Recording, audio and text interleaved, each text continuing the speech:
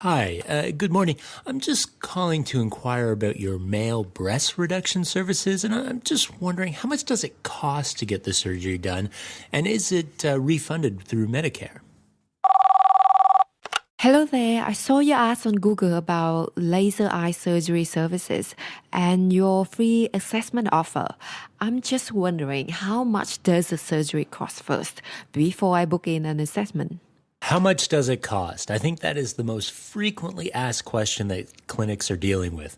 From lower priced or simple services, it could be simple to answer this question, but when it comes to a high value customized services like surgery, how can you answer this question without scaring prospects away and instead turn the inquiry into a consultation booking and potential surgery after that? Welcome to the Online Marketing for Doctors podcast, the place to grow and scale profitable practices with your show hosts, Huyen Truong and Steve Tate. In this podcast episode, we are going to walk you through the best 6 tips that we have for converting this type of question into a booking. By the way, my name is Huyen Truong, and that was my co-host Stephen Tate. We'd like to say a quick hello and welcome if you are new to this podcast channel. By tuning in each episode, you will be hearing the current best strategies and tactics to help you grow your practice quickly. You can subscribe to our podcast channel for alerts on future episodes by hitting that little bell button, which lets you keep up to date with every new episode as they become available. Today we are going to discuss something that can be an issue for all businesses, not just those in the medical field. It's the how to deal with the how much does it cost question and to not scare your prospects away. This is actually one of my favorite topics to discuss as I hear about it quite often in conversations with our clients. I've also had to answer this question repeatedly myself through the years of running my own business. A question like, how much does it cost for your web design services, isn't so easy to answer. There are so many elements for a website build project. Do you want your website to be just a glossy online brochure, or do you want a website that positions you as a top expert in your niche and convert more bookings? How big is the website? How many pages? Any special features? So on and so forth. Before we begin, we have this one special freebie for our listeners today. We created an example of a live chat and phone script that you can follow to help you convert more leads into patient bookings.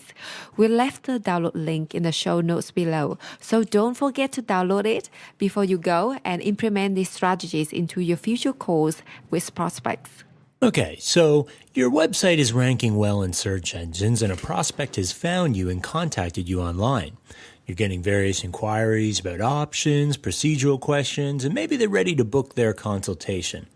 Then when the lead wants to discuss your costs, you notice that those leads that contacted you are suddenly not converting into actual bookings. It's unfortunately a common theme in digital marketing for many professional practices. So what can we do about it? It's very common that you get a call or email from someone who found you online, and eventually the call leads to the same question: how much does it cost?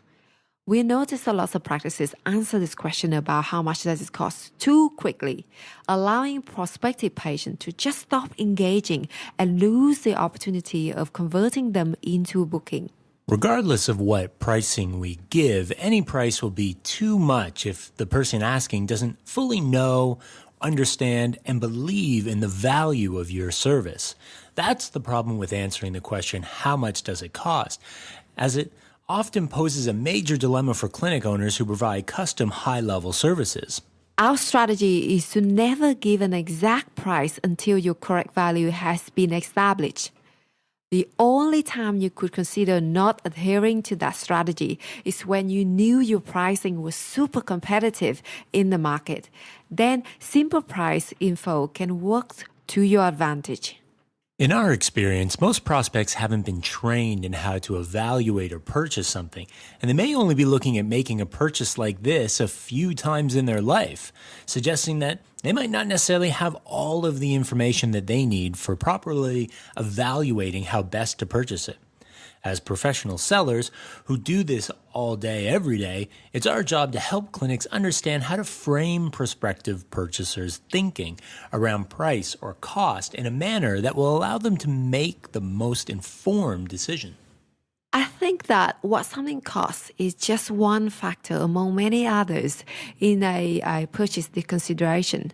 For less sophisticated buyers, however, price is the most concrete factor and the most logical for which they will use. This is why these types of buyers usually ask about pricing so quickly, because it's easier for them to judge others. When considering how most prospects respond once they hear the price, the reaction usually falls into one of four categories. The first is the blow-up. Oh, that price is way too high, the highest by far of all other clinics. The second is the negotiator. That's your list price, but I'm a special kind of client. I think I deserve the best price. Now, the third category is the player. There's not really a reaction at all. They just move to the next question as if nothing was said. And finally, the fourth category is the magician, where they just kind of give you a quick short, "That's helpful, thank you," and then they disappear forever. Great category selection. I like the magician. I've seen them many times on a client's live chat windows. Keep in mind that rarely does discussing the price early in the sales process lead to a sales. When we do arrive at discussing the price too early, we're giving the power to the buyer or prospect. In a time when information is freely available, price is the only negotiating chip we have. And so the script that we provided in the show notes below is to help you navigate handling the "how much does it cost" situation. Fundamentally, it is ideal if this interaction is played out over a phone conversation and the script is imagined as such. It's easier to convert someone into a booking when you talk to them directly over the phone, as it is just too easy to be dismissive and avoid engaging in conversation through an email, text, or other forms of typing. But a phone conversation allows you to better qualify the prospect and address any other objections they may have more easily. So here are a few tips that you should keep in mind when answering this question. So here's tip number 1. As we mentioned in our previous podcast, number 23, how to make sure leads becomes actual patients. We discussed that the timeliness of your response is very important. The rule of thumb is that when you receive a web inquiry, please call them back immediately within the first 5 minutes. Don't allow the hot leads to chill over 30 minutes. The speed of response is important, as your prospect will quickly move on to somebody else who is more responsive if your response time is too long for them. Yeah, that's a great tip. Now, moving on to our second tip, you need to be able to qualify prospects to see if they are the right one for your practice. And we usually use the NBAT method, which stands for needs, budget, authority, and time, which tries to qualify prospects by getting as much information in these areas in respect to your prospective patient. What we mean by this is the N stands for needs. What do they want? The B, which stands for budget, have they got finance for it?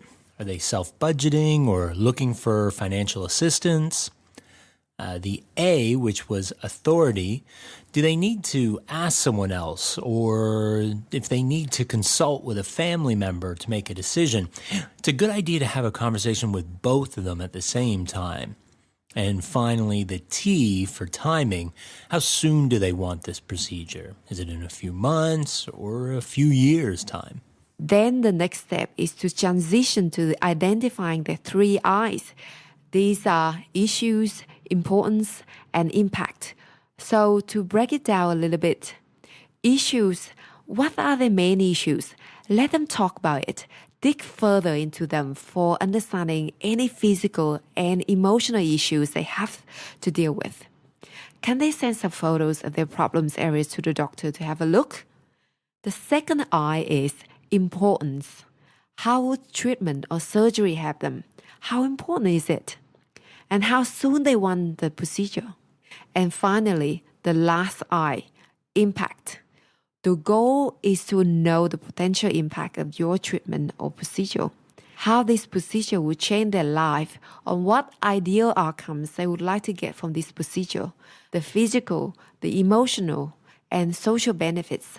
Now, tip 3 is that you need to know how to address any objections that prospects may have in your favor. Adding a list of pre-completed, frequently asked questions regarding a service to your prepared script for handling inquiry calls will help ensure whoever that is following the script will be well armed to handle your prospective patient's inquiries. Moving on to tip number 4. Don't ask them to book in a consultation right after the first few lines of the conversation, unless they're really keen and ready to go. It's like proposing a marriage after the first date, right? And also, calling leads back instead of emailing them. If you see an inquiry coming through email asking for the price, don't reply to that email. If you have their phone contact information, call them and have a conversation. If you reply via email, the response rate is usually very low and you will turn them into magicians as soon as you reply to them with costing information, unless your pricing is really attractive. Okay, so moving right along, our second to last tip for you is to be prepared to have a long conversation over the phone, some of which can last up to 30 minutes. Your conversion rate will go up in proportion to the engagement time that you spend with the prospect. Yeah, I agree wholeheartedly. Over my career as a business owner, lengthy conversations over the phone signal good engagement and a higher conversion rate. One of the most common things happening in practices is that practice manager or receptionists don't have sales skills. However, they are the first contact when inquiries come in. This staff should be able to cleverly convert them into bookings instead of just simply answering basic questions. That's why our final tip is that we suggest for all clinics to give proper sales training for your support staff that are answering the phone or responding to emails. So following these tips can provide some great keys to ensuring that leads become consultations and eventually treatment bookings. Providing constructive feedback to your staff on an ongoing basis is a great habit to get into, and taking sales training more seriously if you want to take your marketing to the next level. Hopefully this has given you something to think about. We would love to know your thoughts and feedback on this podcast, so comment below if you have any. Also, if you want us to address any particular topic on a future podcast, please fill in a short 1-minute survey linked to the podcast show note below so we can produce a relevant podcast for you. Also, if you wanted to be the guest on our podcast channel, that would be even better. Email us and let us know what topics you would like us to discuss on the show, and we'd love to have you there. This is the first podcast channel in Australia about medical marketing, and we aspire to make this channel a world-leading channel for healthcare professional community. Yeah, we feel there are many benefits of being on our show, including exposure to our healthcare professional community, including thousands of doctors, surgeons, specialists, dentists, and other healthcare professionals. We promote our podcasts on social media and Google, not just in Australia, but internationally, gaining strong global exposure. And you can use this podcast on your website as blog post material. The podcast itself will be a Q&A interview style format, and it would only take up to around 30 minutes of your time. So, well worth it, I think. We can't wait to see you again at our next show. That's the end of this podcast. We hope you enjoyed this show. We look forward to seeing you at the next episode. Bye for now. Thank you for listening to the Online Marketing for Doctors podcast with Huyen Truong and Steve Tate. Be sure to check out the archive section on our website for previous episodes at onlinemarketingfordoctors.com/podcast. And subscribe to the show so we can catch you at the next episode.